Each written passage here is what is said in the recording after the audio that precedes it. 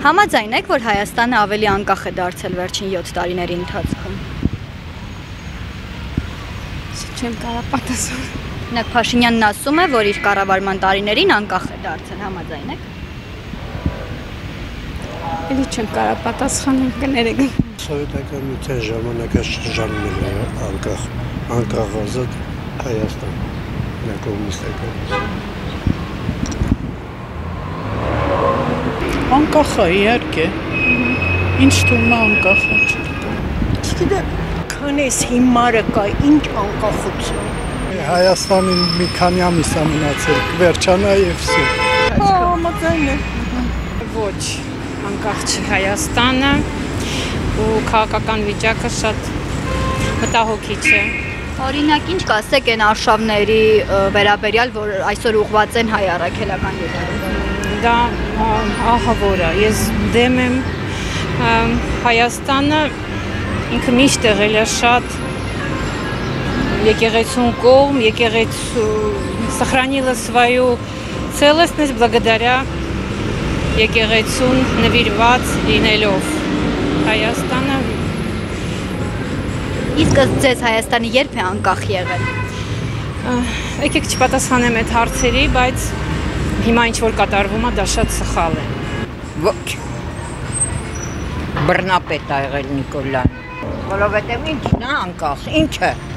Դե ինքը պնդում է, որ անկախ է։ Գլուխը քարն է տալի, տարաբերեխեքի գլուխը կերավ, հիմա էլ անկախ է։ Անկախ ենք, նա ինչքան մուրացկան ունենք փողոցում։ Չեմ կարող ասեմ, այդ հարցով չեն զբաղվում, քաղաքականով չեն զբաղվում, աշխատում եմ գործի մեջ։ Բայց ապրում եք, չէ, Հայաստանում անկախ է մեր երկիրը։ Չեմ կարող պատասխանել ձեր հարցին։ Հայաստանը երբեք անկախ չի եղել։ Երբեք։ Բայց Նիկոլ Փաշինյանը պնդում է, որ իր պաշտոնավարման Շատ բան է պնդում։ Դե անգրագետ, անպատկառ թշնամի է եւ թուրք է։ Իսկ ինչ պետք է անենք, որ ավելի անկախ լինենք այդպես։ Արգորը իրար միանանք, որ իրանք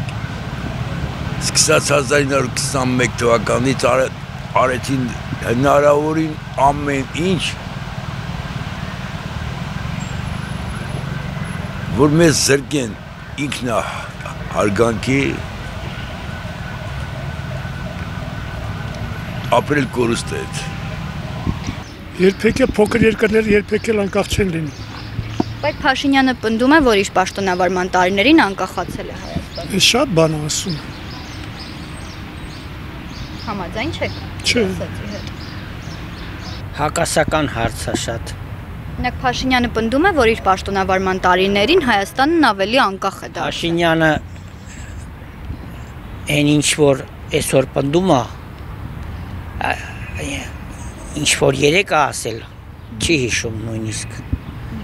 Ինչի մասին կարելի է խոսել։ Չենք անկախացել, չեք կիսում վարչապետի կարծիքը։ Չէ, չենք կիսում։ Իսկ ինչ պետք է անենք, որ ավելի անկախ լինենք։ Դե, չգիտեմ, իշխանությունը պետք է փոխվի։ Օրինական, թե անօրինական, դա էլ արդեն կյանքը ցույց կտա ճանապարհով։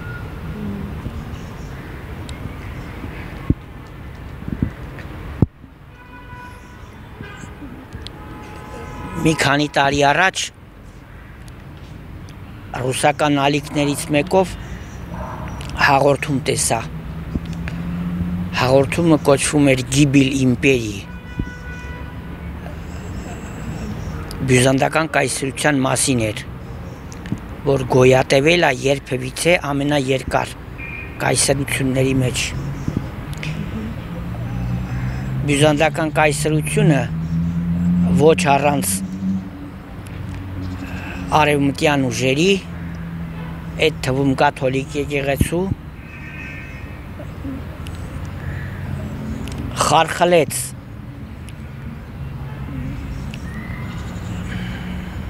ուղղափառ եկեղեցու հիմքերը եւ շուռ տվեց այդ պետությունը, տապալեց, որտեղ հիմա ով է բնակվում, մենք բոլորս գիտենք։ Ու թեկուզ եւ նման բաներից դաս քաղելով չպետք է եկեղեցու վրա ձեռք բարձրացնել։ Ես հիմա չեմ ուզում ասել, թե կաթողիկոսը ինչպիսի անձնավորություն է, լավ կամ վատ, դա այլ հարց է։ Խոսքը գնում է ինստիտուտի մասին։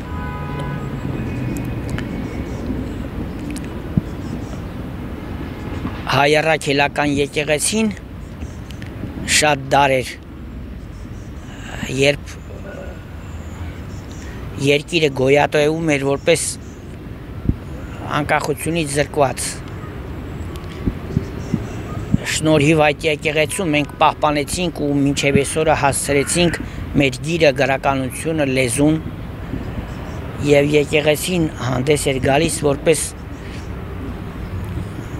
այսպես ասենք, փոխարինող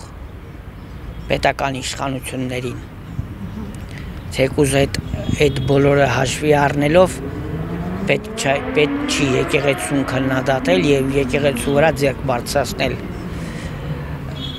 Դա շատ տխուր կասկածների հետևանք է առաջաբերում։